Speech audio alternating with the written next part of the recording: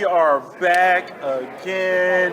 The Cannabis THC Expo, CBD Expo in St. Paul, Minnesota. Yep. We are fortunate to be here with so many different professionals and different industries, all in support of cannabis, hemp, marijuana, different facets of the plant. And today we have a special guest and a special topic. As we all know, in the healthcare industry, they don't really talk about cannabis. It's like the ugly stepchild. Sworn enemies. Sworn enemies. We're talking about how it's just hidden. It's just hidden. So we want to bring it to light. We want to shed some light on the industry. We want to talk about the endocannabinoid system and the impact. We couldn't do it ourselves. No, we couldn't. No, we can't do it ourselves. We have Helene Blanchette. Oh, you said it so well. You really did. All right. He's a natural. All right. What is your profession, and how does it pertain to the cannabis industry? Yeah. So I'm the president of the Physician CBD Council. Okay. Also Physician Cannabinoid Council. So we have both names because we want to be able to really go for the broad spectrum of cannabinoids. So it was started and founded by Dr. Trin, who's not here today, unfortunately, but Dr. Trin founded that because Dr. Trin was a very religious and the typical doctor that you will find, right? A very, very good doctor, religious. And then suddenly his patients started to show up with tinctures and creams that had CBD in it. And he wondered, oh my God, this is sinful. This is bad. And most of his patients would say, but doctors, you have no problems prescribing opioids and you are freaking out with a CBD bottle. Maybe you should educate yourself. And he thought, wow, if my patients know more than me, there's something wrong, right? Right. Yeah. So he decided to start reading all of the studies and all of the wonderful studies that were done in Israel and all over the world. And he realized that there was 18,000 studies on the market around the world about the benefit of CBD, about the plant, THC, everything, right? When it's not in a recreational way, but more in medicinal way. Right. And he was fascinated by it. And he thought, I have to educate more people. I have to educate more doctors. I have to really, he became like on a mission of wanting to destigmatize this whole stigma. Right. Stigma about it. And he founded the Physician CBD Council and then started to recruit doctors that are all very renowned doctors, from psychiatrists to dermatologists to scientists, and all making them aware of the benefit of the plant when it's used in a medicinal way, and also making them aware of the stigma and the problems that were around it that should be, that should have ambassadors to help removing that stigma. Right. So he started the Physician CBD Council. We have about 40 or 45 very renowned doctors that are part of it. That's good. And at first, the mission was to educate. So you have courses on the website. You have many times we will do shows where we will be speaking.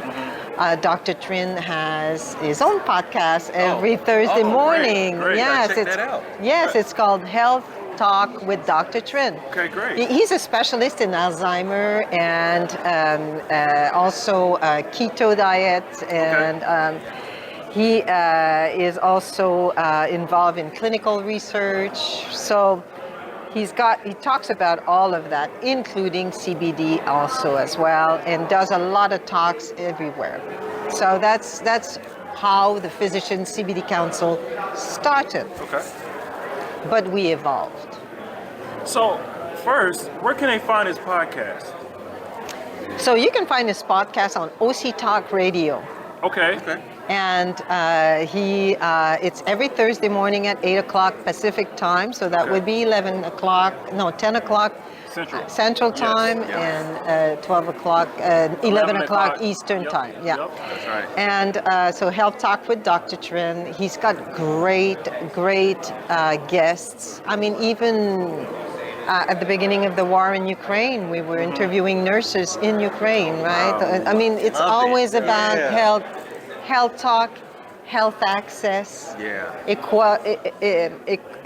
equity. It's about all kinds of talk. Alzheimer talk, CBD talk, let's talk health, let's Right. talk prevention. Right. It's about preventive health, and CBD is part of preventive health. Right.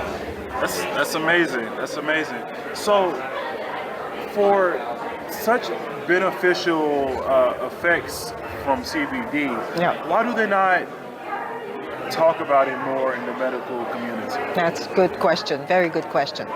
So the first thing is that until now, no doctors really studied the endocannabinoid system. It did not exist in the medical books. It was discovered in 1991, basically in Israel, by doctors that were doing science testing. They wanted to see each compound of the plant, where does it land in the body? So they started to extract one compound, test it, do MRI, and as they were doing that, they started to map a system, and they realized that we had a system in our body, just like we have a cardiovascular system, we have a nervous system, we have an endocannabinoid system. Right. And this is in all living animals and humans. Wow. There is an endocannabinoid system. So unfortunately, it was so recent that it, first of all, was not accepted by the community as a hard fact to begin with. Now it is. So, but no textbook had that. No one was teaching it. So only recently did they start to teach about the endocannabinoid system to the medical groups. So think about anyone before the year, let's say 2000 something, that has studied medicine, have not heard of it. So to them, it's, if I have not been taught, it does not exist, because Right. there's hundreds of years of studies in medical studies, and they've never discovered it before, right? So if it wasn't there, it doesn't exist. So it's harder for the older generations to understand that it's true, that it exists. It's going to be a different story in the future. Yeah, and that's true because, sometimes we're just not sure, like, why that divide is there. Of course, most times we always blame, legalization and politics and everything like that. Do you believe that that is truly the reason why it hasn't been more in the forefront in the past or coming up to now, or do you believe it's more of just like people's individual beliefs? I think it's a mix of both. Okay. So you have, first of all, the disbelief, and second of all, the stigma about it, Yeah. and the fact that federally it's still illegal, Yeah. not hemp, but still there's a stigma about it, because you first learn.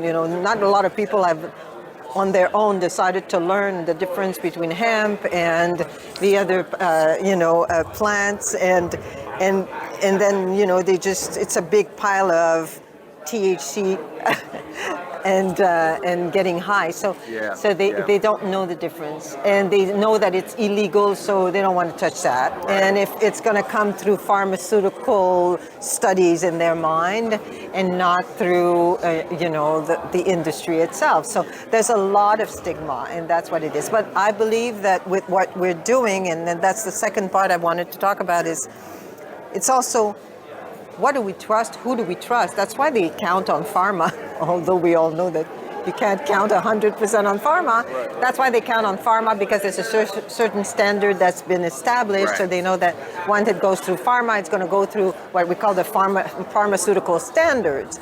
That's not the case in the industry, right? And it is true that it's a Wild West industry, right? And at the end of the day, it's not regulated by the FDA. So therefore, there's a lot of very, very good products out there. There's a lot of very bad products out there. Yes. And for the consumer, there is no distinction. They're all gorgeous, beautiful bottles with gorgeous label on it, with the nice girl at the farmer's market that was so cute and nice and so helpful in educating, because there's a lot of helpful people that want to educate. They also, have certificate of analysis that come with products. Most people don't know how to understand that. Right. And is it real? Is it a real certificate of analysis? So how do you, as a doctor, even get involved into all of this, right? Yeah. So we've decided that we were going to go one step further and do a certification process. So we call it the Physicians Trusted Quality. Okay. So our physicians are, all linked to hospitals or very renowned clinics. So they're not going to lose their reputation over that. So we have a very thorough and uncorruptible process in place to evaluate and test brands that want to put their products to test. Oh, wow. And then once they are going through the test and pass, they are certified. The product is certified, not the brand. We don't do blanket certification. True. Each product has to go through it. The product is actually tested and certified that it is a physician's trusted quality. Oh, wow. And they can put that badge onto their label as a proud badge that you would wear on a label, and that will elevate the very good brands that do products that have extremely good benefits and are extremely clean as a product, above the crowded market of everybody wants to be into the business of CBD because it's cool and it must be making a lot of money, right? Yeah. So you want to be able to elevate the really good brands above, and for the consumers to be able to choose, and for the physicians who still cannot recommend or prescribe CBD to their patients, but that they can say to their patients, at least if you're going to buy it, because I'm not going to stop you from buying it, I can't do that, but at least make sure that it has been, tested and evaluated by the Physician CBD Council, so that we know that it's quality and there is no toxic chemicals, lead and pesticides and mold and things like that in it that could actually aggravate whatever disease, or even if you don't have disease, to have that kind of things in your body is certainly not recommended. Right. Yeah. And now that's, I think it's pretty great of the physicians to be, like you said, these are world-renowned, or at least nationwide. Yeah. These are people that are seen in such a glorious light. Yes. To put their names on, be associated with the council. Yes. Has it posed issues with government agencies to align with the Physicians Cannabinoid Council? Not really, because when we're doing the granular job that the FDA would never be able to do, right? Because they can't. It's impossible to start, testing everything on the market. We ask brands, if you believe that your products are so good, Come test it. come. We'll prove it, and you'll proudly wear the badge. And Yeah. that's basically what we're saying, right? Prove it, and we will do it. And they are happy to do. The good brands are happy to come on board and say, please. And even if we find something wrong in it, I mean, it's not like they become on a wall of shame. Right. What we do is can you correct that part, right? It's Right. not like, can you correct that part? Something is not exactly the way you said it on your label, for instance. Right. And they will correct it. Right. And often so, it also gives them a spot check on their supply chain, because if we find anything in it, it's also an indication that maybe there's something in their supply chain that they obviously Right. did not know. So they're happy about that too. I would be too. Because, yeah. Exactly. Yeah. When you are doing things because you believe in the quality, you believe in the benefit of the plant, you believe in, you're a professional in what you do, you want to know that everybody is actually clean in your supply chain, right? Right. And then they can correct it. What you don't know, you can't correct, but what you know.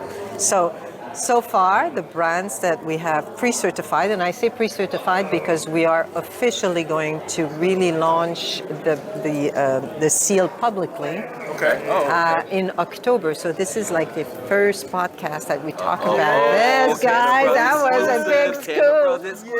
Brothers exclusive. This is a big scoop, and it's right here on the Canabras. Yeah, that's awesome. Yeah. That's really good. I Yes. think that's going to do a lot for overall for the industry. Because Yes. people just want to be able to say, well, everybody wants to be able to say, we're not like those brands, Right. We're not like the trash brands that just come about, Yeah, they all don't care complain. about quality, right? We care about your health, Yeah. right? And just aligning with the Physicians Cannabinoid Council that says, without saying it, we care about your Yeah. health. We're not just giving you something to get you high and Yeah. you crash out on it. We actually want to be able to give you something that's going to benefit you. Yeah. You know? And the other thing that we also, so that's for the consumer safety, right? Yes, When you yes. look at it, it's for the consumer safety. The consumer will be able to say, this quality has been tested. Yeah, absolutely. This Yeah. quality has been verified. Of course, it still doesn't mean that, the physician says you can take it, right? You Right. still have to go, we have verified the quality. Right. Yes. The rest is still in the hands of the patient, the physicians that are out there. We simply say this quality is tested and clean, and we have verified it. Right. I think that it's important that patients also talk to their doctors about it. And that they, that if you want to self-medicate, then you should know that, when to take it, especially if you take other medications, right? It's important because at the end of the day, it's not that the CBD can have side effect. It's just that your liver can only filter a certain amount of things per hour. So if you pack it up all in the same time, something's going to give. Something's not going to get filtered. Yeah. Great point. Right? Yeah. So if you take Coumadin or blood pressure medication or any other medication, you don't want to pack it up at the same time as the CBD and let's have this just big breakfast of pills, right? And drops. So because the most important medication must be taken first and let the liver filter it before you take your CBD, so that you have your time of the day where you take your CBD that is not in your busy rush hour of your liver. Yeah. That's what I will say as a very important part that people need to know, right? Or that's when also people take tinctures, because tinctures will actually bypass the liver and go straight into the bloodstream, right? Something our Because audience it's definitely needs to know. underneath the tongue, and it captures that. So these little things are important to know. Yes, yes. And that's what we want to make sure that we're going to educate as much as possible, both on the side of the doctors and on the side of the consumers, right? But the other thing that I wanted to talk about is for the brands. It's one thing to distinguish for the consumers that you are certified and that you are a clean brand. Is we want to know, does your product have efficacy, right? Is it efficacious? And also, it's hard for CBD brands to promote or to claim anything, right? That's very important. Yeah. You Yeah. cannot claim anything. So what we have also offered as a service is once you are certified, you can also have access to do a product efficacy testing. Okay. Okay. So, but we are designing the questions and we select, consumers, and we have, with our partner More Better, they have an app, a patient app that will monitor every day for the time that we test the product to see if people feel less, less inflammation, Right. slept better, or Right. all of these different things. And then they will have a report, and then they are able to say, according to a study that was done by the Physician There we CBD go. Council, Yeah.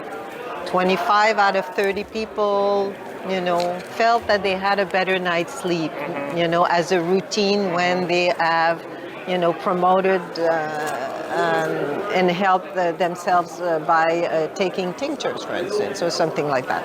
So they will be able to refer to that report if they do an efficacy testing, which is only after being, of course, certified, because we wouldn't put in the mouth on anybody Right. Right. products that we haven't tested first. Right. When I can't say when COVID-19 came, but when it towards the beginning, and there was talk that CBD could cure COVID. I'm not sure. Did y'all hear anything about that? Yeah. There's a cure for everything, right? Right. Right. It's not that it's a cure for all, but the reality is when you understand how the body works, you understand how the endocannabinoid system works. Right. There's a lot of things that make sense. So it's not a cure-all, but what it does is, in the pharmaceutical industry, you're usually going to try to find a cure to something that has become a disease, right, or has become dysfunctional. The endocannabinoid system is in our body and it has a purpose. It's what the Chinese call the yin and yang. When your yin and yang are out of balance, the endocannabinoid system actually kicks in to rebalance you. And what makes your body out of balance? It's inflammation. Most of the things that you have in the body that cause disease is inflammation based. A lot of disease are based, whether it's cancer, whether it's when you hurt yourself, there's an inflammation, arthritis is an inflammation. There's so many diseases that are inflammation based. So the endocannabinoid system at its base, when we were at our primal stage, was when the body is out of balance, it kicks in and produces actually the cannabinoids, the internal cannabinoids that rebalances you. But in the world we live in the world where we expose our body to so much, so much noise, so much pollutants, so much sugar, we live in a world that constantly creates inflammation in our body. Our natural endocannabinoid system cannot rebalance us to that level. It's lacking cannabinoid to be able to do it. So then when you put CBD into a body, it suddenly helps boost the endocannabinoid to rebalance you, so your inflammation gets under control. Got it. That's what happens, right? So is it more of like a reactivation, or is it just more of a supplementation of it, right? Sort of a supplementation of it, where it rebalances it, it recalibrates. It helps it's like the boost to recalibrate your body. Got it. You see, so that's what happens, and that's why it's so beneficial, because it happens at the beginning of what causes problems. Right. It's inflammation. So if you diminish inflammation possibilities to begin with, it seems to heal everything. It seems, or at least not cause more, right? Okay. And it's true that in many cases, it seems to be promoting, some good benefits from it. So with the program or the council, are you all looking to become maybe in the next couple years, 2 to 5 years, the leading council that pretty much that you all are the standard of physicians when it comes to cannabis? Yeah. Okay. So there's a few things that we want to do over the next 2 to 5 years. Okay. We want to be able to, first of all, expand the services to eventually wellness, to eventually also perhaps THC, but it's more complicated with THC because it's really about each state and Right. each regulations. Right. So it's not something that we're going to jump into. But what we want to be able to eventually do is to offer teleservices, telemedicine services, Okay. as well as an expansion of services. Lots of education also, and be able to really think about the consumer report. The data that we will be collecting will also help pretty much any government agency that Right. is and any pharmaceutical industry, right? Because we will have collected enough data to be able to have a lot of conclusions, whether it is through the testing that we've done, whether it is through the efficacy trial that we will have done. All of that will have very valuable data. Then we can create reports, because if you take the testing of 100 products or 200 products, now you're going to be able to say how many in the market has failed. So if the best ones have some failures, imagine now the second layers underneath, right? So we will be able to have some very important data that we will be, and eventually what we want to, because we believe that within the next couple of years, we're going to have a lift of federal restrictions on being able to do real clinical trials. And certainly our physicians that we have in the council are extremely they are extremely experienced in clinical trials and are able to conduct clinical trials. They are already doing clinical trials for Alzheimer, for several other places, even I think psychedelic mushrooms and things like that.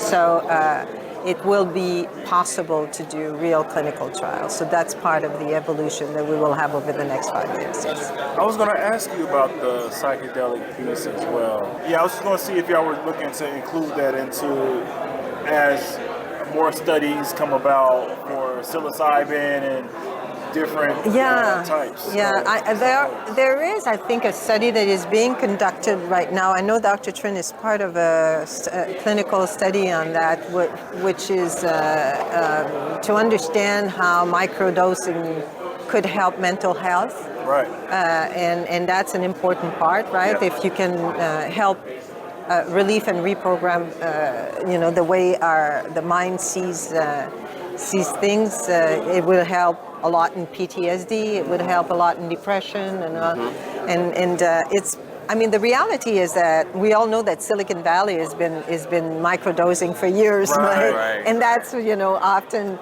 but in micro dosage. And if we look at how much in the time of the 60s when they were doing mushrooms or other LSD and all of that, they were taking massive dose of it, right? Which is, of course, you're going to freak out and you're going to have some burn cell.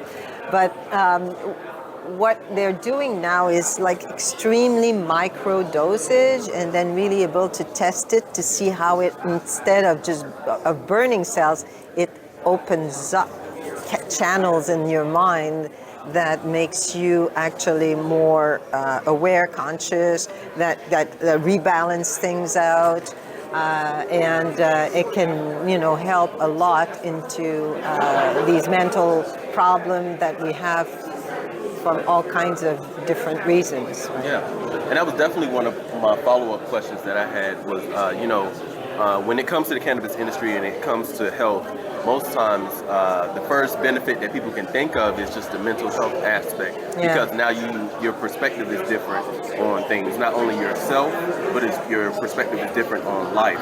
So a lot of times, we believe, we as the pro cannabis community, right, just believe that when you feel better, it may be internally or prospectively, then you feel better with your health. Is there some kind of truth to that? Because I know that's a common.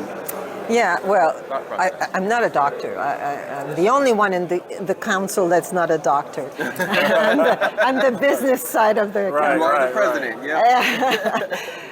But of course, I think there's the way you think will help. I think it's called the mental placebo effect, right? When you are sick, for instance, if you have a really good attitude and morale, you're probably likely to cure faster or get back on your feet faster than someone that would be depressed, right? Yes. But we also think that there's a lot of most people are either their hormone is unbalanced, their chemical circulation in their brain is unbalanced, and that's what caused these, that's probably what caused some of these problems, right?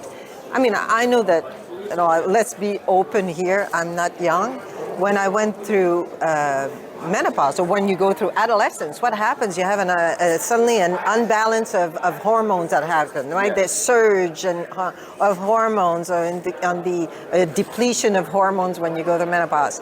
Your personality changes completely. I'm telling you. I mean, as an adolescent, you're aggressive, you're this, you're that, you don't understand yourself, and you don't know why you don't understand yourself, and then you blame everybody else. But the reality is, it's those hormones. It's crazy how hormones define our personality, right? It defines how balanced we are, how we think. So you don't need, just like the endocannabinoid system, you don't need a lot of unbalancing to start having like a shift down or a shift up or a shift of different, thinking and having a harder time to get over it, right? So again, if those micro dosing could lead to open up the gate to certain chemicals that we're not doing well, or certain message or communication that were happening between parts of the brain, for instance, and then suddenly it opens up to that. Right. Well, then here you go. The possibilities are there, right?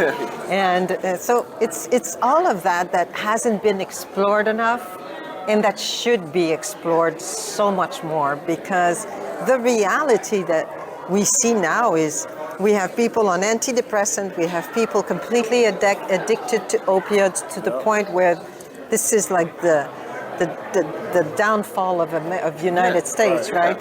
In America, and now it's spreading towards the world. But thanks to Mr. Purdue family, it's a drama. It's a tragedy, I would say, of what's happening in America with the opioids. And there's so many promising ways of wearing people out, and I think that there's many things that have been tested with the cannabinoids and that were successful. So it's so much better than those opioids that are on the market, and I think that's and the antidepressant and there's many ways of doing things in a better way, and we should do more research on it. And I think that's what really make the council, the members of the council, determined that to continue to educate and to push the envelope so forth to have that happening. That's awesome. Definitely have the support of the Cannabis. We believe in what you all are doing 100%. We talked about it before. Like, for instance, in Oklahoma, there was a bill proposed where their medical school would get a certain percentage of the revenue from marijuana or the recreational use, right? But it's baffling to me that the school, the medical program, can receive revenue from the plant, but they can't utilize and study the plant and help use the plant to help the masses and the consumers. Yeah, it is. And so I think with a council like yours, that's what's needed to help push the masses or push the government or whoever the higher tier to understand, like, hey, CBD does have a benefit to a medical benefit to consumers. The endocannabinoid system does exist, and it should be taught to future physicians so that they can be prepared for, I guess, the new America, right? The new age of having cannabis eventually legalized.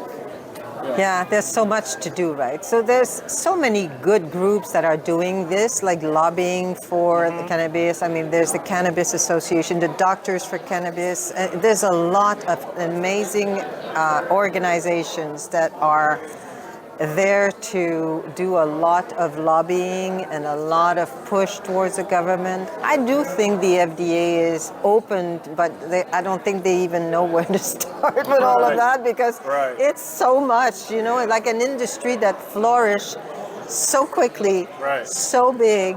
So having, and I think that all the countries in the world are all just like right now trying to find their foot into it. What our role is and where we wanted to carve our place to make a difference was to really to say, first of all, let's find, even for the FDA, for everybody, just let us elevate those that are already like the very good, clean ones. Exactly. Let us do that. We'll filter it up. And then regulate and regulate that, right? Exactly, and know that it is possible to have a clean industry. And we will participate in doing that. We greatly appreciate you coming and speaking on behalf of the Physicians Cannabinoid Council, educating us in the process, and educating our audience. And I mean, as I said before, I mean, you definitely have the Cannabis support. We want to see you all succeed and grow as big as possible, because the bigger you all grow means more physicians, which directly impacts the world. It definitely impacts this industry, right? Like just the idea of being able to add a true verified stamp, of approval in certain ways by certain testing that ushers cannabis indoors that otherwise it would be shut on. Is very important to everyone at this expo. So and the world, as Corey mentioned, will be so much better off with just alternative solutions. All we're looking for is other options to aid some of these ailments or aid some of the sicknesses and diseases that people have, and we've seen lives lost over. If we can kind of slow down the process of life that's deteriorating from the moment that we're born, everybody would be literally winning. We'd be winning in a different way. So like Corey mentioned, we greatly appreciate you having this conversation with us on camera, of course, and being able to share this with our Cannabis audience, so that they actually are able to take something real with them, something valuable with them that's even bigger than cannabis business, life as a cannabis consumer, that they're actually able to see how this impacts their health and what a organization like the Physicians Cannabinoid Council thinks about cannabis itself. Is it cannabinoid or cannabinoid? So it's cannabinoid. Cannabinoid. That's a good one to actually mention, right? So speaking to so many people, you hear it two different ways. You hear cannabinoid, and then you have cannabinoid. Well, but that's just an accent, right? I mean, I'm French Canadian, so. So we still have no answer. Tomato, exactly. Who cares? But that's okay. But we know that cannabis itself is going up, right? And that's the important thing, is that we continue to get these conversations out, and more people are able to open up their ears, open up their minds to cannabis as a real part of the conversation for health. And really distinguish, it's the recreational versus the medicinal, and I think that that's an important point. And I hope that with the day they're going to do some like real regulations, that they're going to see that distinction, right? It's like alcohol. You need alcohol to disinfect, right? And you need alcohol. You can alcohol to for recreational alcohol. You are the first person that ever brought that up, and I never thought of that. Like there's sterilization. The sterilization is you need it, but then it was demonized too. That's right. Yeah. And it's not classified the same way, right? Right. So it's important that we do that classification of the part that is more medicinal versus the part that is recreational, because it's two different avenues. Absolutely. And two different ways of looking at it. And if you can just tell our viewers one more time where they can find you all. Absolutely. And we'll make sure we put it in the description. Yes, and you can put that QR code in your description. Look at this. Check out the QR code. We'll make sure we get a link so everybody can access that information Yes, as well. but it's quite simple. It's Physicians CBD Council, COUNCIL.com. All right. Okay, and if not, type my name, Helen Blanchette. If you succeed to do that on Google, then you will be okay. It will be associated to the Physicians CBD Council. Amazing. Amazing. Well, Helen, thank you very much. It was such a pleasure, guys. Thank you so much. Great podcast. And with that, we're out. Cannabis out. Welcome to the show, welcome to the show. Here to give you knowledge that you didn't know. Put you on some game, now you got a buzz. You are now listening to Cannabis.